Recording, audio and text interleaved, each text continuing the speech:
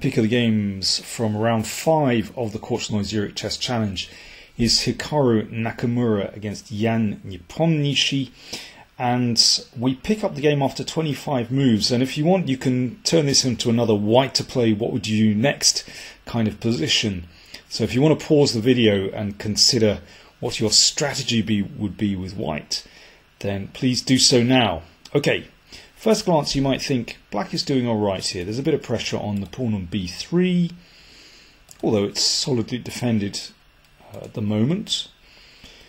But actually more relevant is the fact that black's queen is tied to the defence of that pawn.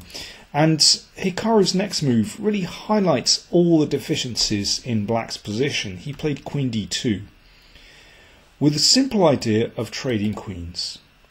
Once you trade queens, then this bishop is loose, the knight is loose, and the a-pawn is loose. It's a deadly threat.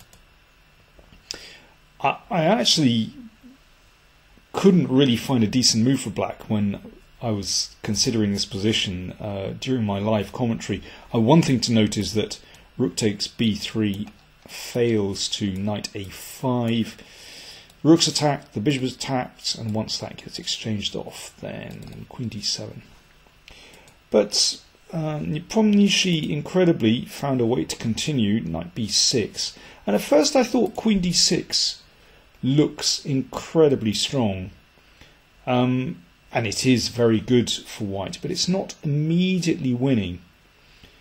I mean, the main idea is that after this, rook takes c6, then knight d2 holds together because you can take the pawn.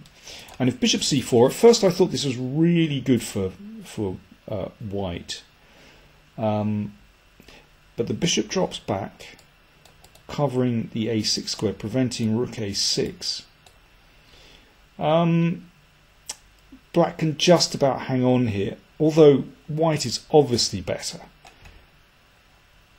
You know, white could simply play king f2 here, and this is very, very hard to defend.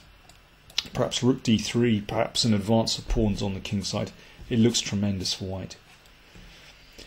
But there's still a lot of work to do.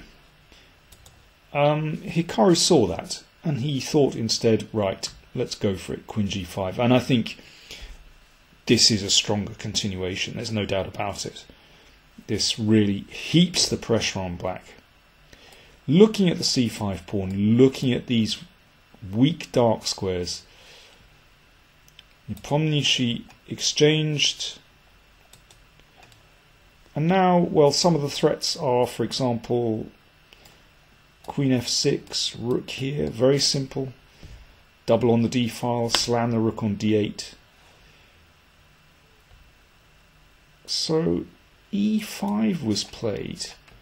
And one of the ideas is to meet queen f6 with rook b6. And incredibly, this seems to just about hang on. But, well, there's no panic in this position. There are still lots of good moves. Doubling on the d file is very strong, for example. But Hikaru played the standard h4. Now, this is a position where h4 is very strong. We saw Boris Gelfand play h5 in round 4, but that ended up weakening his position in the end. Here it's a completely different story because the queen is on the attack, and together with the h-pawn this is going to be really, really strong. And of course white's king in no danger whatsoever. The game went king g7, h5. Simple threat to play h6, so black has to play h6. Now the queen just cuts back, hitting the c-pawn. Now if that's defended, let's say queen e7, then let's just trade on g6, and this opens up the king. You can see basically white has exchanged off an h-pawn for an f-pawn, and that means that black's king is weak all along the 6th rank and the 7th rank, not to mention a diagonal here as well. And for example, just doubling on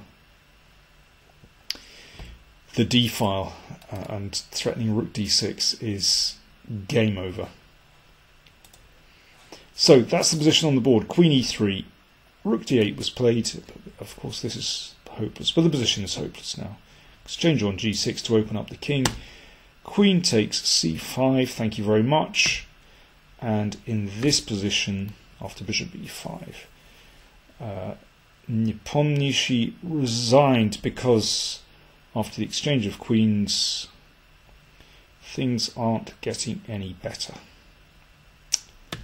For example, rook takes a5. And that is going to be the end of that. Very convincing victory for Hikaru Nakamura that puts him into the lead in the Zurich Chess Challenge after 5 rounds.